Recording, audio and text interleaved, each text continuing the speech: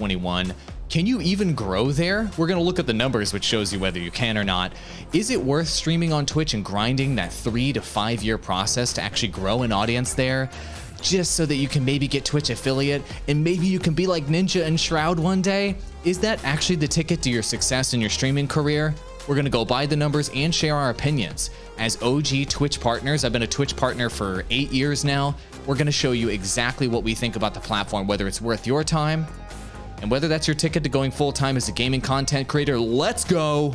This podcast is sponsored by Restream. Why live stream to one platform when you can simultaneously live stream to every platform to discover new audiences faster using Restream.io?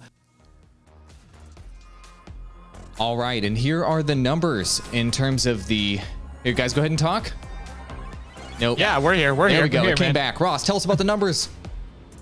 All right, we're looking at the numbers here, and as you can see, as we've all seen, we pointed this out all year, that COVID caused a massive increase in numbers here. However, has that peaked? And we're looking at it right now. Q2, it was up to 2,343, or I guess just over 2 million would be the best way to look at it, and it's down to just 2.1 million. So looking at this, because of COVID, do you guys expect these numbers to continue to go down? And I guess the more important question is, as both of you being streaming on Twitch, how did this massive increase actually change your strategies? And are they going to stay changed moving forward now that we see this little bit of a dip? Perrin, you're up. Yeah, so whenever we talked about this when we first saw this increase happening, and we were like, now is the time to get in. Anytime you see a trend that's rising like that, that's growth, and you want to be leveraging your content. Generally, you want to be there before the trend rises, but if you can catch it on the uptick at all, you want to be there, right? So now that Twitch is, I guess I'm predicting here that it's going to kind of waffle around and go up and down now. Now that it's going to do that, you know, in the last episode where we broke down the Streamlabs Q3 2020 report, we took a look at, you know, this is Twitch's most competitive time ever. And let's review that just really shortly for you here. If we scroll back up to unique channels have increased from 10.3 million in the last quarter to 10.5, but the CCV is less. That means less viewers per unique channel. That means there's less for you to grab up. Twitch has never been more competitive. Never. This is the most competitive it's ever been. It's going to continue to be this way. I expect the CCV to waffle around. I expect unique channels to continue to trend slowly upwards. So you have the most competition you've ever had. You're getting the least amount possible of unique concurrent viewers that you could ever have gotten. Is it still worth it to stream to Twitch? Yes, it is. I've been doing so, and I'm still finding traction. I'm still finding rooms for growth. I'm still finding ways to get new follows on the platform. It's actually nice that Twitch doesn't have an algorithm. And hear me out on this one. What? Okay, I'm ready for this. Yeah. Okay. So there's pros and cons to algorithms. And it's nice that when you restream, you can take advantage of both, because it's nice to have an algorithm on YouTube. It's nice to have an algorithm on Facebook, but sometimes those algorithms limit you, or sometimes those algorithms pigeonhole you into doing specific strategies. With Twitch, because there's no algorithm, it's like a free for all the time.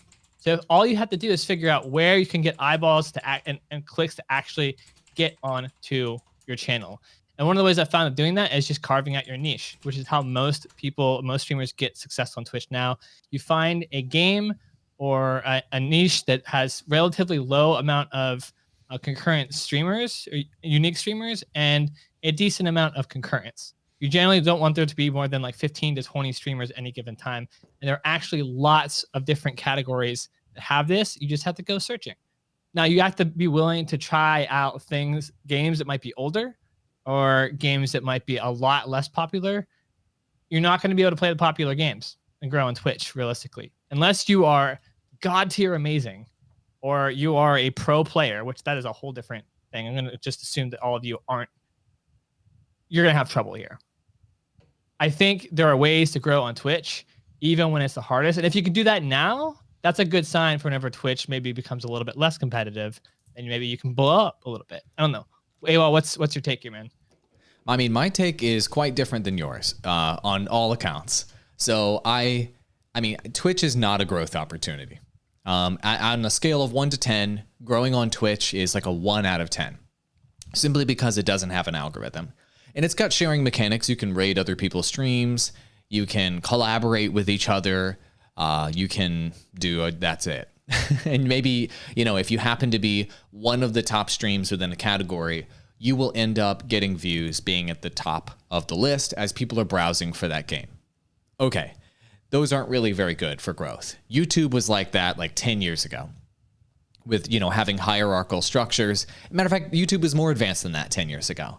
Twitch doesn't give you really any meaningful way at all to grow on their platform. So as a platform to actually acquire audience, it's worthless. So for that reason, Twitch is very bad. So therefore, I view Twitch as but does that mean that Twitch is bad as a platform? No. Namely because Twitch has such fantastic monetization. It's really a platform that you can have a highly engaged audience on if you can drive that audience from other platforms to Twitch, and you can monetize that audience really effectively. And so if you can be a fantastic marketer, if you can be really good at marketing and coming up with incredible events, incredible, things that you're doing on Twitch that are so compelling that your viewers on YouTube, on Twitter, and everywhere else has to go to Twitch to engage with you there, and you can get them to stay there on Twitch, then you can monetize them really effectively. So I would say that as a piece of a larger business strategy, where you want reoccurring subscription revenue, big donation revenue, and lots of money coming in from your streams, Twitch is the way to go. I see Twitch as being a revenue-only opportunity. There is no audience growth to be had there. And in terms of how it fulfills you creatively, it's the same as any other streaming platform too. And those are the three things that any creator needs to balance. Audience growth, revenue, and creative opportunity. And Twitch has no audience growth. So it only has revenue opportunity and creative fulfillment for you. And the question for you guys out there, how creatively fulfilling is it going to be to stream to nobody infinitely if you're only streaming on Twitch? And so that's why we constantly talk about restreaming, because that's something that Perrin and others have done, where if you stream on multiple platforms and you let them know, maybe you even tell them, look, most of my chat's on Twitch. If you want to come join us on Twitch, that's where the main conversation's happening, then potentially you can get people to watch you on Twitch instead of the other platforms. And it's true. If your viewers are on Twitch, they're more likely to give you money, and they're more likely to engage in chat, and all the emoji culture is there, and it's really nice from a cultural standpoint. And so, Ross, if you don't mind posting it in chat, we are sponsored by Restream. Sure. And if you want to get 30% off Restream, we've got a code, DROP30, DROP30, if you buy Restream.io. And you can Restream on all platforms and try a strategy where you say, look, the big conversation's happening on Twitch. I'm actually giving away something in Twitch chat. You can even try that. And you can drive people over there. A Twitch viewer is worth significantly more than a Facebook gaming viewer, and worth significantly more than a YouTube gaming viewer, and certainly more than a Periscope, DLive, and Trovo viewer. And so that can be something interesting about it. But Twitch is a money pot, and that's it. That's my opinion on it. I mean, Perrin, feel free to rebut that. I mean, just going to pull up my own personal numbers on Twitch just to do so. I'll redraw this. I'm about to drop facts on you because you're an idiot, AWOL. Oh, right here. All right, let's see what you got, man. No, I mean, no. I agree with you. So I both like and hate that there's no algo on Twitch. It's like a love-hate thing. I like it because I understand what I can do with it, and I don't have to rely on machine learning, and that way I have complete control over some strategy options that I might want to try out. And I know it's like Wild West every time, and I like that sometimes. If you look here, since July, when I really started taking this seriously again, I really jumped back on the bandwagon. I was doing daily streams. I was experimenting, trying new things, or trying to find things with traction. I've been trending up. I have over 1,000 follows in a relatively short amount of time. I've increased my concurrent viewership past the 5% threshold. So if you have 5 or more concurrent viewers on Twitch, you are above the other 95% of Twitch streamers, which means you're in the top 5%. And all you need is 5 concurrents or more. That's crazy, but that's where it's at. That's how many creators stream on Twitch unsuccessfully. So you can see how many subscriptions I've gotten since then. And the revenue is not super great. It's not. But I am getting a lot of consistently loyal viewers. And what I found is when I swap games on Facebook gaming, no bueno, not good. I kills the algorithm. The algorithm destroys me. When I do it on Twitch, it doesn't matter because there's no algorithm. I can do whatever the hell I want as long as my viewers somewhat care. And so I swapped games. I see. And if you notice, I swapped games in the last week and I plateaued. I didn't decrease, right? I plateaued over here because I tried out a new game. I lost some people, but I gained some new ones. I didn't tank. I didn't bomb. Like and if I showed you Facebook, I did bomb on Facebook. I bombed really hard so much that I had to stop on Facebook. So if this allows me more flexibility and where I can play other games so I don't get burnt out as a streamer trying to do the same thing. And Twitch doesn't penalize me for that. The only thing I get penalized by is my own viewers saying, okay, maybe I'm not as interested. I'm going to go watch somebody else other than Astral. But honestly, most of them stuck around. Most of them stuck around because I picked a game that I knew that they would all like, that I was also interested in, specifically to test this, and it worked. So this is why I like no algorithm, because I can actually do variety and not burn the hell out, which is something we've talked about on this show as well. And if you look, I am getting growth. Now, I started right around when this uptick of COVID started happening. So I definitely caught the wave of that. And I have noticed it plateau a bit in the past 2 months, as you guys can see as well. So yeah, the growth maybe is no longer there, but I still get follows per stream. I still see new faces and they still convert to regular viewers. Twitch, in my multi-streaming strategy, Twitch is like the rock hard one, the stable. It's like it's the stable streaming platform that, like, when I build it, it stays there kind of no matter what I do. Facebook gaming is the volatile, unique one, but I can mess it up by making a big mistake. And then YouTube is like really, really slow, but it's starting to grow some concurrence as well. So should you stream on Twitch? I mean, I'm growing. So if you're going to take me as a case study, you can still grow, but you got to play your cards right. You can't stream any of these top games up here. None of these are going to work out for you. You can't stream. You can't be a popular game streamer. You can't stream to just chatting. You can't stream League of Legends.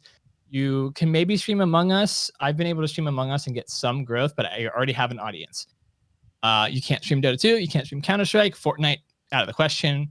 You know, all these top games, no. Where do you go for games? Let's take an example. Let's go to Warcraft 3. Let's take a look at a game that might be good to stream. What you want to look for is high demand and low supply. AWOL's been over this. We've been over this many, many times. Take a look at the game itself. 1K viewers up here. I'm going to show you guys the strategy for actually carving out Twitch, right? 1K viewers up here. Okay, that's pretty low, you know, but it's something. The next thing is you want to see what your average concurrence of the top 10 or so streams are. And as soon as you get past 6, you're below 30. This is actually kind of high. And then you want to see what the total number of streams are. And the total number of unique streams. And right now there's quite a bit. There's probably, I'd say, 30, 35 here. Yeah, the top streams here are reruns too on this example, which is something to take notice of. Or the top stream is a rerun just because Grubby's the biggest guy. But okay, so Grubby optimally, kind of so in a perfect world, let's say this were the perfect game, Perrin, that you were scouting on Twitch. Which attributes, as you're scouting the game here, would you want to see? Like, run us through, like, if you pull up a game and it looks like 1, 2, and 3, you're like, oh my God, I found a gold mine. What does that look like for us? Break that down for us right now. First, you want the total views to be somewhere in the 1 to 5K range at the very least. So Warcraft 3 being at the 1K range, that's a bit questionable. If it's lower than this, you want to look at the total number of unique streamers at multiple time slots of the day. So check the morning, check the afternoon, and definitely check the time that you would like to stream and see how many total streams there are. Are there 100? Are there 10? You're looking for about 30 or less, because the idea is whenever you're viewing this on not super zoomed in mode like I am for you guys, you want to be in these top 2 rows, okay? So you want to be, whenever you stream, even with just a couple of viewers, the idea is you want to be in this top row. So just so you can be discovered by people randomly browsing the game. That's the idea, yeah? Exactly. Yeah, you want to be in the top row, so like you're only competing with 5 other streams. So the chances of someone clicking on you are quite high. And you do that by having an higher average concurrent than those top 6. So you check the time that you would like to stream. You take a look at each one of these streams and say, can I beat this average concurrent? Can I beat this average concurrent? And can I beat this average concurrent? So that I'm up here at the top. If so, and this number looks decent, then yeah, that's a gold mine right there. That's where you're going to grow on Twitch. I see. Because you're basically going to soak up viewers that are coming for these top streamers. And then when they're browsing for alternate streams, or people are coming back to the game and looking for something fresh, boom, there you are above the fold. Also on mobile, if you're within those first if you're really in the first 10 slots on mobile, there's a chance people will scroll down and choose you if your stream has curb appeal. And so it's not just a desktop thing. That makes sense. Okay. So it's really just a supply and demand calculation. Now here's the game that you've been covering, Mobile Legends. And look at that. All you have to do is beat 11 viewers to be in the top row here. So that's even less competitive. Ooh, but look at the total number of viewers. It's much lower. It still works out though. I don't normally, I'll stream, like I have a morning slot and my morning slot doesn't do super good here. The viewers increases in the evening, and the evening slot is where I really carve in, but I would still grow here. But even with 377, this viewer amount, even if it's lower, you're still going to get clicks and you're still going to get follows as long as you can be in this top row. And look at this top row. It's super easy to be in the top row. Like I normally have an average of 15 to 20 concurrents. So look, I'm very easily in the top 4 or 5 during this hour. So even if the total views is low, if you're top 5, it's worth it. You'll get clicks. I see. You'll get clicks, you'll get follows, you'll get traffic. The whole point is to get traffic coming into your stream. And you do that by being on top listed. So like I said, there's no algorithm, and I like that because it's all eyeball based. And so it makes sense. All you have to do is put yourself and position yourself where you can get the most eyeballs. And that's why this strategy works. So if you're looking to carve out a niche, this is how you do it on Twitch. You find one of these small games. You find one of these things that no one touches anymore. What's another one we were looking at? We mentioned PlanetSide 2. Yeah, so this is an old game, old game. Look at this one. 1, 2, 3, 4, 5, 6, 8, 9. There's 10. There's 10 streams, okay? And 62 viewers. Yeah, definitely not great. But look, like you could be the #1 streamer really, really easily, and you'd get some traffic, and I bet you get some follows if you went into this one. Especially, I bet you that would increase at a different time in the day as well. Yeah, and this game has all old guys watching it, old guys with real jobs and money. So you'd probably get some whales that would follow you for this game. That's another thing to think about too. You want to, ultimately, if you're making money on Twitch, the majority of your money that's going to come in is going to come from whales, people with real jobs and real money that love what you're doing and give you hundreds of dollars out of nowhere because they just think you're great. And covering games like this, or covering older games, can attract an older audience. And obviously, the older people are, the more money they have, which is really interesting. Thank you for sharing that, Perrin. I hope this research tactic is really helpful to you guys. One thing I'd like to bring up on mindset, I want to bring this up for Ross to answer here. So I'm going to cut over to you. There's a comment here from Gavin in chat saying it's soul destroying when your stream has you stream for 3 hours. You only have 3 viewers on Twitch. That's why I left, because it was affecting my mental health. That was just viewers dropping in for less than a minute. So as somebody who has pushed through and done an insane amount of grind in your career in the social media space, tell us about some of your tactics for keeping your motivation high when the results are low, because that's a part of grinding it out on Twitch, right? Yeah, it is. And it's not going to be an answer that really favors should you stream in Twitch. The answer is do what you love. That's the way I always got out of it. And as we see here, sometimes doing what you love, playing what you love isn't going to be the answer. So what, I believe let me see. Yeah, what Gavin kind of said, that's going to be a problem. And that's kind of one of the questions I, wanted to ask you guys ultimately is, it is incredibly disheartening to stream, but you can't play and enjoy the games you like because the oversaturation is such an issue and growth is so rare. So at what point do you say, this isn't worth it? This isn't worth it. I'm not going to enjoy myself. I'm not going to have any viewers, especially starting off playing something that I don't like. So that was actually going to be my question to you guys is how do you power through that having done it? I've got some ideas there. So I'm going to tell you guys an ice cold truth about this space. And the bottom line is, you aren't going to be successful unless you're willing to sacrifice in some category or another of what creators care about. Those three things I talked about earlier: audience growth, revenue, and creative fulfillment. And you can't do all three of those things at the same time.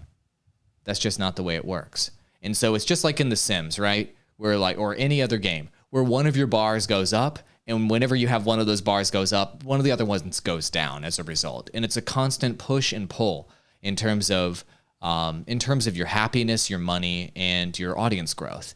And the bottom line is this: if you're going to choose one of these niche games that you actually love, or a popular game that you actually love, but it's harder to break through on, your audience growth bar, if you will, is going to go boom, boom, boom, boom, boom, boom, down. But as a result, your creative fulfillment bar will go boom, boom, boom, boom, up. And so you're making a sacrifice there. And will your revenue do well as a result? It'll probably do okay. It may be a little bit below par.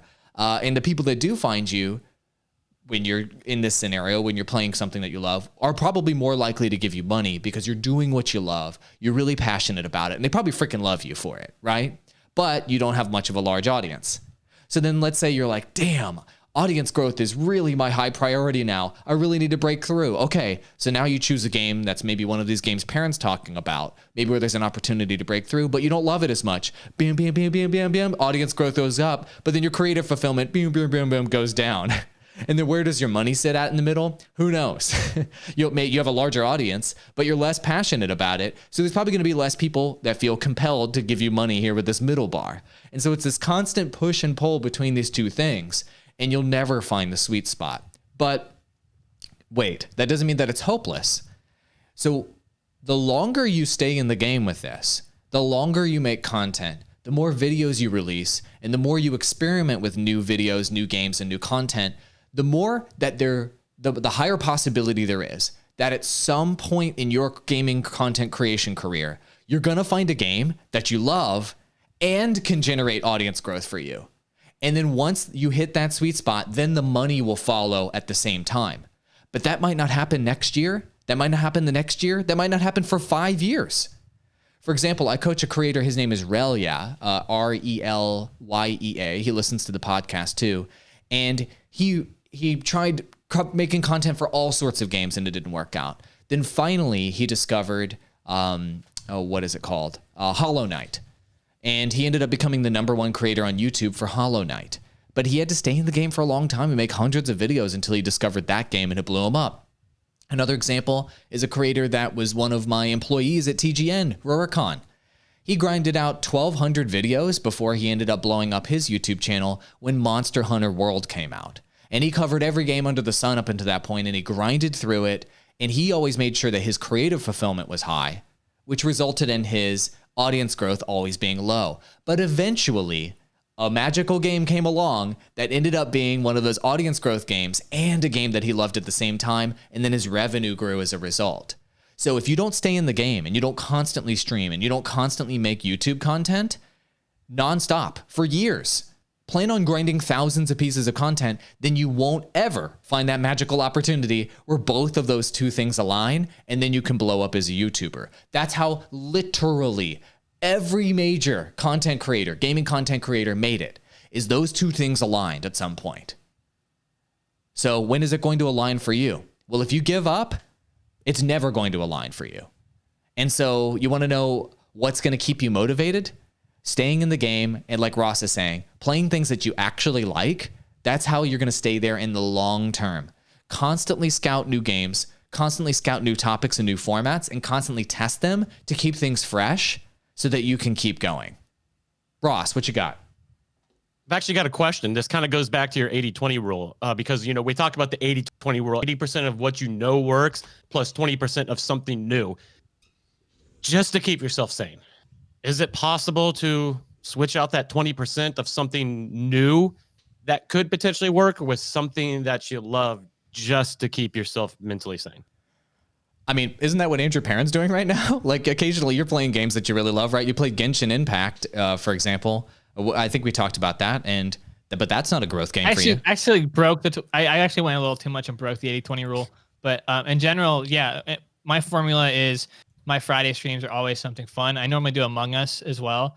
And now my audience is looking at me doing Phasmophobia, and yeah, so I just take the 20% and I do fun stuff that I like, and it works. It doesn't destroy the algorithm. It doesn't break things. Do I have less viewership during this? Sometimes, but I find that it activates my true fans more because that's what they want to participate. That's what they wanted. And so I'm delivering on something that I'm interested in as well as they are. So I try to find a shared interest between myself and my audience. So I know I'll have some concurrent viewers there. And I know that it's servicing my most loyal fans the most. That's where you can switch, have lower concurrent viewers, but actually get reward because you're rewarding and activating your most loyal subscribers, your most loyal fans. So don't always look at it from a perspective of concurrent viewership. I don't have as high of concurrent viewership, but maybe you have more high true fan viewership for that particular game. It depends. You have to really understand the numbers and value things differently. I would say it's a good skill. I mean, look at all these other gaming creators out there. Do they always play games they love? No. In fact, one of the things that works to be really entertaining is playing a game specifically that you don't love and shitting all over it. So why are you only playing games that you love where you can just sit there and be happy all the time? You're missing out on a whole 50% of gaming entertainment is shitting on other games. So if you're not going to play any games that you don't like why, you're not even being entertaining. Come on, play some games that you hate. Look, I thought I hated battle royales. I was like, I'm never going to play Fortnite. I hate all these games. It's such a stupid concept. And then I'm like, okay, you know what? I'm going to make an entertaining stream where I'm going to go into this being a sour asshole, hating this stuff. And I'm going to shit all over it. And guess what? I freaking liked it. I went and played Free Fire mobile. And that's whenever my stream stuff started blowing up. Was whenever I made that move, I made that change into territory that everyone knew that I didn't like. My audience ate it up. They loved the fact that I hated it in the beginning. And then they loved the fact that I turned around and ended up liking it. It was like a redemption story. It was great. That's actually what blew me up on Facebook, was that move specifically right there. So don't write off things because you think you won't like them. You don't know whether you're going to like them or not. And if you think you aren't going to like it, maybe that's a chance to be entertaining. Maybe that's a chance to get your audience involved and spice things up a little bit. Think outside the box on this stuff, guys. If you just play what you like all the time and you're the same old Joe Schmo, no one's going to care about you. Maybe spice it up a little bit. That makes sense. That makes sense. And Perrin, if you don't mind pulling up my website really quick. Guys, I know that all of this can be complicated. I just quit my job as a high-paid media executive for some reason in the middle of the pandemic to help creators with one-on-one coaching. I'm a freaking idiot. And if you guys are interested in having me help you guys out, go full-time as a creator. I just did a fantastic coaching session with somebody last night. It was great. It was a Clash of Clans creator who is really primed to grow. Go to my website, awalldigital.com, AWALL digital.com, and click the schedule one-on-one coaching, or you can scroll down on the page, and I've got a little scheduler tool down there. You can literally just click your day, click your time, and book me right there. And I can help you one-on-one to help you succeed and to help you do what you want to do for a living and create gaming content full-time. I help creators anywhere from 0 subscribers to millions of subscribers, making like 6 figures per month as a part of this service. And I wanted to make that available to you guys. So Ross, let's go ahead and do our conclusion-y thing. Yeah, actually, let me ask you guys this real quick, just so we can kind of get a final answer here. On a scale of 1 to 10 to how big of a problem this is, I got 2 of these. First one, oversaturation. On a scale of 1 to 10, how bad is that on Twitch? Go, Perrin. 9.5. 9.5. 9.5 is your score. I'd say oversaturation, it's like a 9. Yeah, I'd agree. It's like an 8 or a 9 on Twitch. Only because it's going to get worse. So I can't say it's a 10. Like, it'll be, I don't know, it'll never be a 10. It's the worst in the industry right now. And I think it's only going to get worse. I think over the course of this next year, you're going to have 11 million, 12 million, 13 million, 2022, 15 million streamers on Twitch. And the viewership is not going to go up by a proportional amount. So it's only going to get worse on Twitch. What other score do you want us to give you, Ross? Opportunity to grow. How big of a problem is that 1 to 10? I'd say it's a 3 to a 4 or so. If you're smart. I'm going to disagree, and I'm going to say that the opportunity to grow is like a 1 out of 10 on Twitch. I still think that that's the case. I understand scouting games and doing a less saturated game, you can acquire some audience. I think audience acquisition is way faster on Facebook gaming and on YouTube. And so I just want to be really careful. I want to make sure our viewers don't just focus on Twitch to try to grow, because you're looking at a 5+ year grind to do that. It's really scary if you do that. You've got to have a YouTube strategy, in my opinion, to accompany your Twitch strategy to make it work at all, or at least have a Facebook gaming strategy to accompany your Twitch strategy to help get you some audience acquisition. You got to be on some other platform with an actual algorithm to help you be discovered in addition to Twitch, I think, in order to really break through. Otherwise, you're looking at a thousands of hours grind to be able to make any significant progress on Twitch. I mean, maybe I spend too much time on the Twitch subreddit, but God, I see so many people in there. They're like, guys, I just wanted to post to say I've been streaming on Twitch for 3 years and I still only have an average concurrence of 4 viewers after 3 years. It makes me so sad. That takes a mental toll, man. That takes a huge mental toll on someone. Yeah, it's definitely a feeling of failure, that's for sure. Anyway, thanks for watching, everybody. Gonna end